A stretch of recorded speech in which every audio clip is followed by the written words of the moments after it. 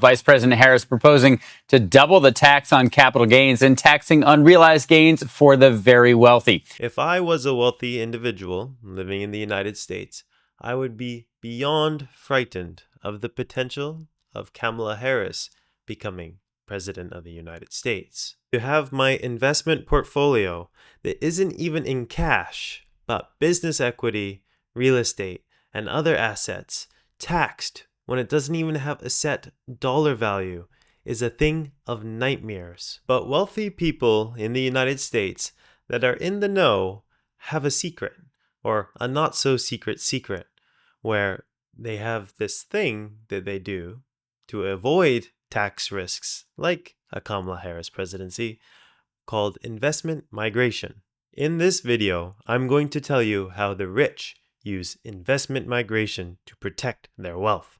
Let's get into it.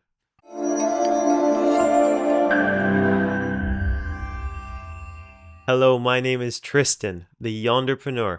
I help people learn to become sovereign individuals. What does that mean? I help people learn to become geographically and financially free. Around the world, countries are doing whatever they can to try and steal your wealth from you.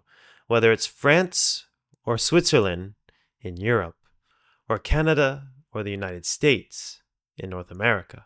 It seems like more and more first world countries are making themselves less desirable places for people with wealth to live in. And what do people do, usually, when a place is becoming less and less desirable to live in? They pack up and go. Leaving a country that is trying to tax you to death isn't some new phenomenon. It has been here with people since the concept of taxes were a thing. If we turn back the clock to the 1990s, many countries in Europe actually did have wealth taxes. In fact, France introduced its first wealth tax in 1982 and kept it up until 2017, when now President Emmanuel Macron got rid of it. Anybody in France who had a net worth of 1.5 million euros had to pay a wealth tax between 0.5 and 1.5 every single year on their wealth. As horrible as this tax sounds for wealthy individuals, you think it would at least have the benefit of putting a lot of money in the hands of the government. Well, you'd be wrong. In fact, the amount of money that this tax earned for France from its citizens of all its tax was only 2%. This is because a lot of wealthy families in France, instead of staying in France and suffering through this wealth tax, they actually just, packed up and left.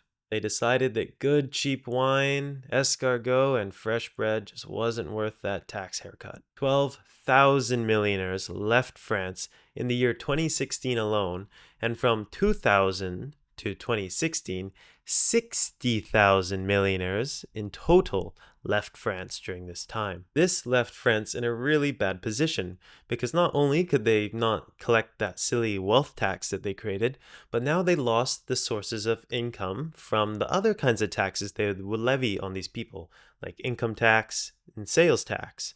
So they were just way better off just not putting in a wealth tax, and they could have just kept collecting taxes on these wealthy individuals. Now they get nothing. However, this tax did achieve its goal. The goal of this tax was to create equality among the people of France. Now, since all the rich people have left, everyone in France is now poor. We see the same thing happening in California, just at a lesser scale.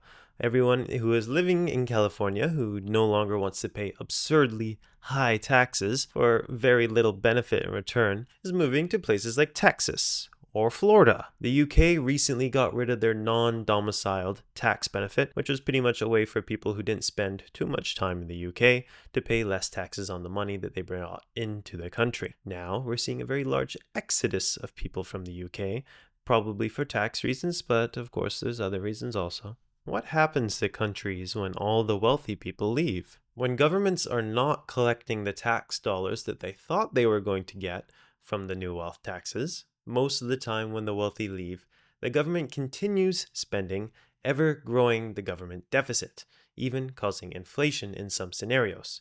Also, another thing the government might do if it runs out of wealthy people to tax is to as you could say, reorganize what it means to be wealthy. If they were taxing people who were net worth $1 million and now they are all gone, now they should tax people who are worth $500,000 because that is the new wealthy.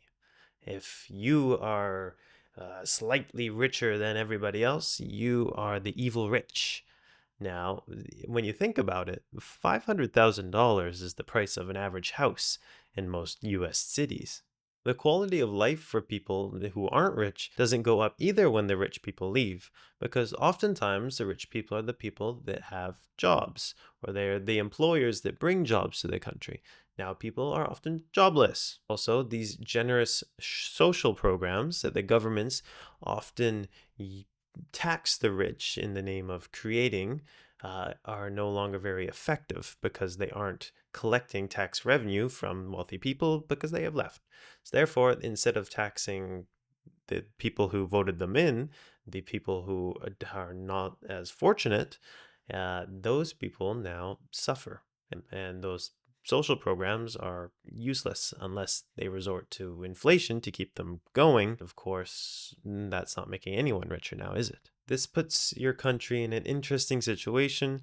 Best case scenario, you end up like France today, where most of its wealthy have already left, and it doesn't seem like they're in a hurry to come back, even though that Emmanuel Macron has removed the wealth tax. France remains a fairly not so great place when it comes to taxes. The worst case scenario is you end up like Cuba, where things don't work and you're not too far away from starving most days. So, how do the wealthy do it? How do they move? They pack up their whole life, all their wealth, and go. Seems a little bit difficult, right? It's not like you can pack up a business or pack up a house. Well, back in the old days, they did it with gold and currency. They had to sell all their assets that couldn't move, so houses and businesses, for either the currency or the gold that they needed to take to wherever they were going. A costly and pretty dangerous endeavor to do. But when war is at your door or the taxman is breaking through the window, it might be a worthwhile thing to do. In most cases, wealthy people don't need to sell anything anymore. They just keep their cash in their bank account. They don't have to sell their business for gold. In most cases, when you leave your country, you can even keep your house or business, but of course, it depends from what country you're leaving from. But it's not like you're packing up all your money into a horse and buggy anymore, or you're not taking it on a boat across the ocean.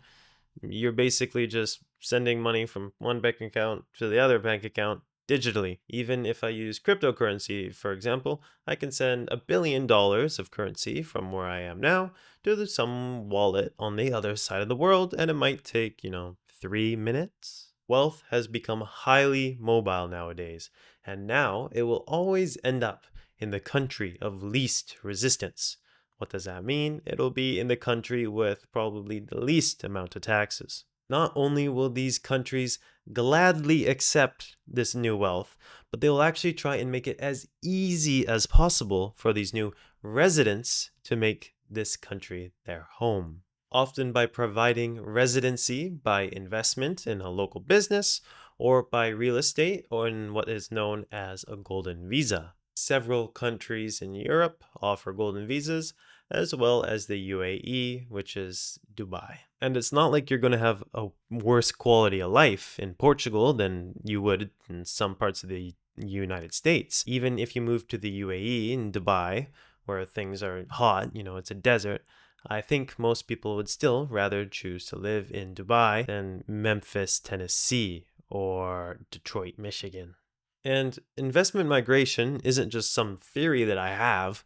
Real wealthy people, celebrities, are doing this. For example, Lewis Hamilton, the famous F1 driver, moved from the UK to Monaco, and I'm sure it wasn't just the UK weather that was bothering him.